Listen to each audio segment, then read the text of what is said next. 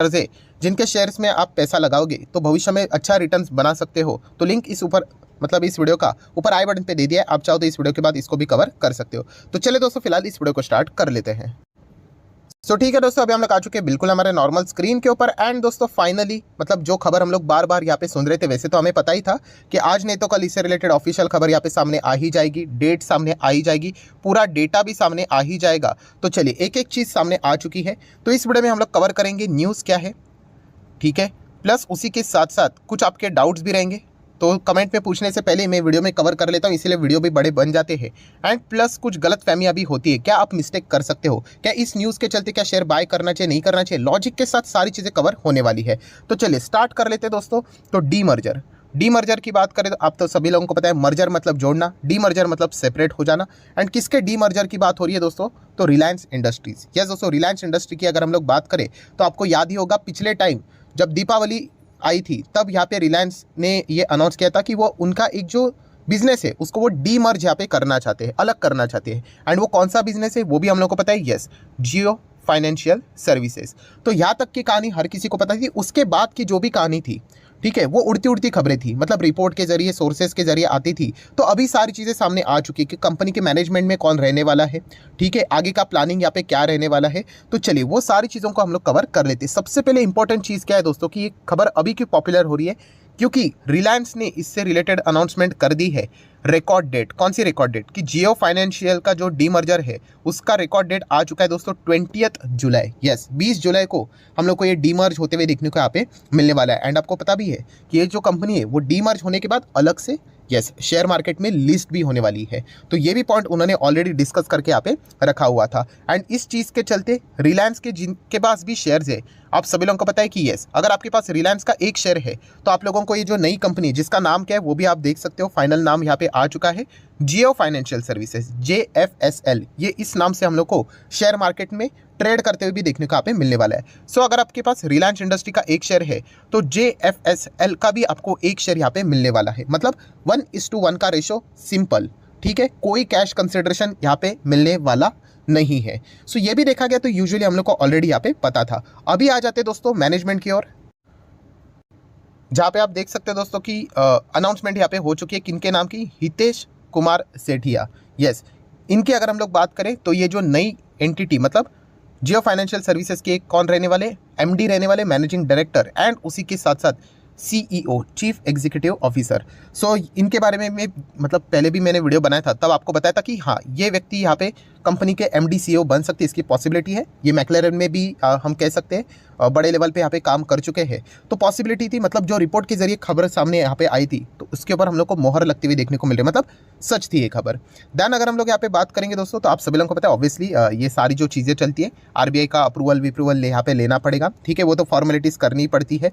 Then अगर हम लोग बात करें और कौन कौन है मैनेजमेंट में, तो आप यहाँ पे देख सकते हो जैसे कि फॉर्मर यूनियन होम सेक्रेटरी की अगर हम लोग बात करें मिस्टर राजीव, तो वो भी हम लोग को कंपनी में एज अ एडिशनल डायरेक्टर काम करते हुए देखने को मिलने वाले हैं इस कंपनी के बोर्ड में।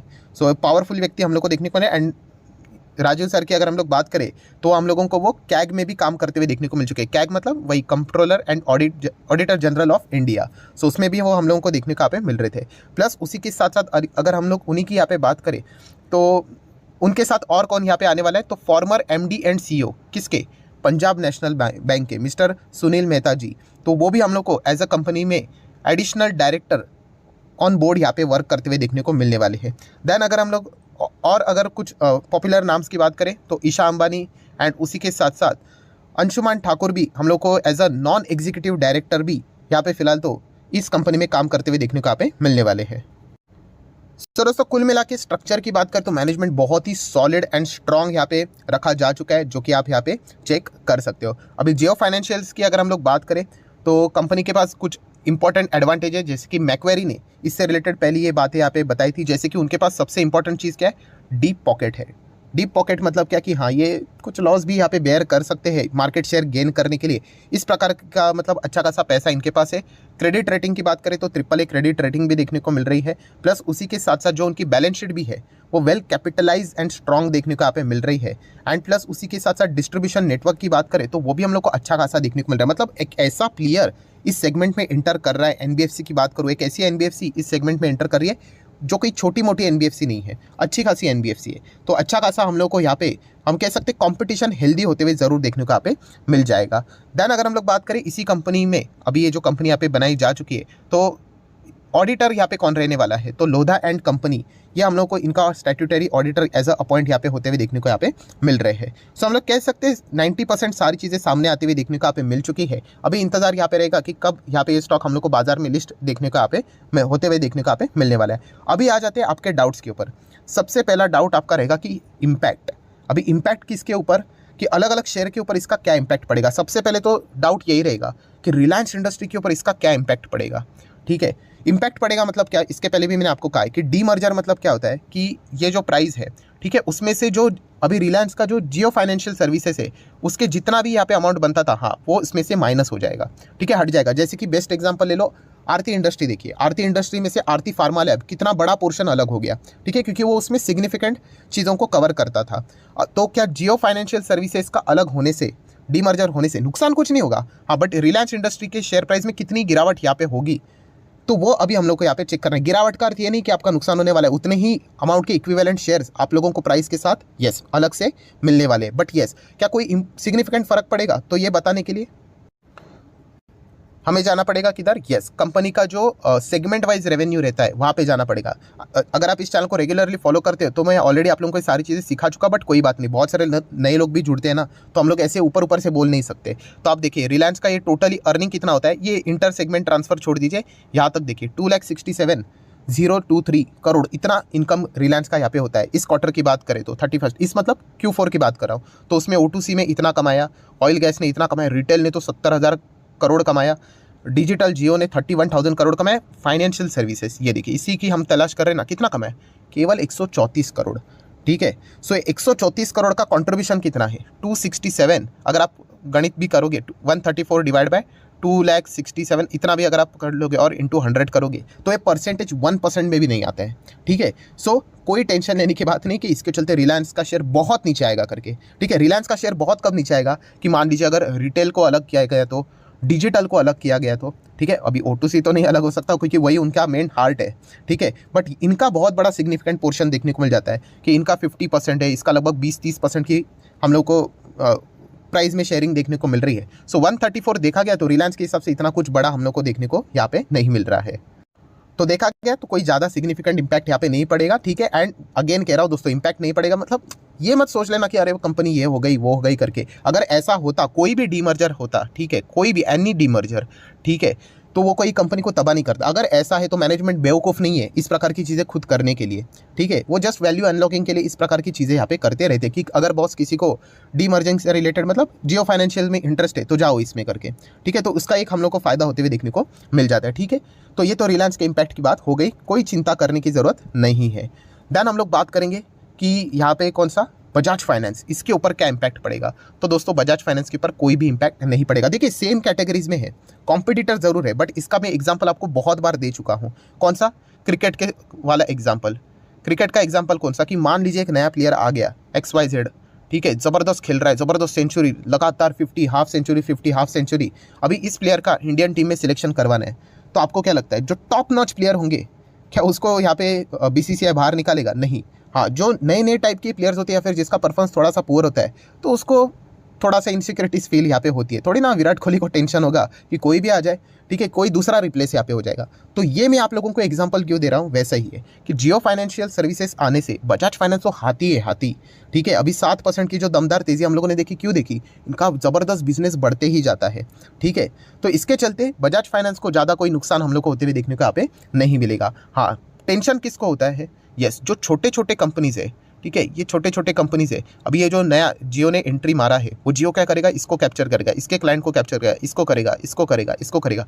बजाज फाइनेंस बहुत बड़ा हाथी है, ठीक है। मैं ये नहीं बोल रहा हूँ कि उसका कुछ मतलब बिगाड़ नहीं पाएगा करके, हाँ, बट ज़्यादा कुछ नेगेटिव इंपैक्ट नहीं रहेगा। वो देखना पड़ेगा अभी भविष्य में और कितना अच्छा करता है, फिर समझ में आएगा कि बजाज फाइनेंस को वो क्या नुकसान दे पा रहा है या नहीं दे पा रहा है। जो हम लोग को ट्रेलर देखने को मिलते हैं ना क्वार्टरली, उसमें फिर समझ में यहाँ पे आ जाता है। बट उसके लिए दिल्ली बहुत अभी तक दूर है। वो छोटे छोटे प्लेयर्स है ना, उनको थोड़ा बहुत यहाँ पे डर लगने वाला है। जैसे कि अगर मैं बात करूँ पेटीएम, यस दोस्तों, पेटीएम की अगर हम लोग बात करें तो इनको थोड़ा बहुत हम लोग को टेंशन जरूर देखने को यहाँ पे मिलेगा। क्यों? क्योंकि ये सेम बिरादरी में एंड छोटा छोटा साइज की कंपनी हम लोग को देखने को यहाँ पे मिल रही है। एंड इसका ट्रेलर ऑलरेडी हम लोगों ने देखा था जब यहाँ पे दीपावली के टाइम जियो फाइनेंशियल सर्विसेज के बारे में पहली बार मुकेश अंबानी ने अनाउंसमेंट की थी, तो क्या हुआ था, यस, पेटीएम का स्टॉक 11% क्रैश हुआ था, 11%।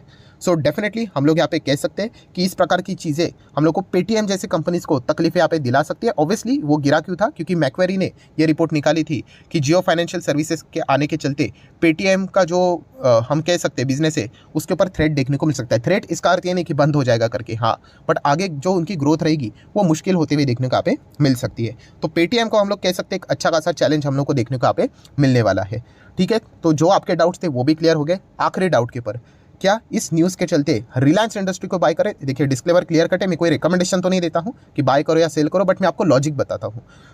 तो दोस्तों देखिए, अगेन कहना चाहूँगा कि रिलायंस इंडस्ट्री को इस चीज़ के लिए बाय करना मतलब कितना है, 2,500 रुपया इसीलिए लगाना क्योंकि आपको वो फ्री का शेयर मिले, कितना रहेगा, 50, 100, 150, 200 रुपये का।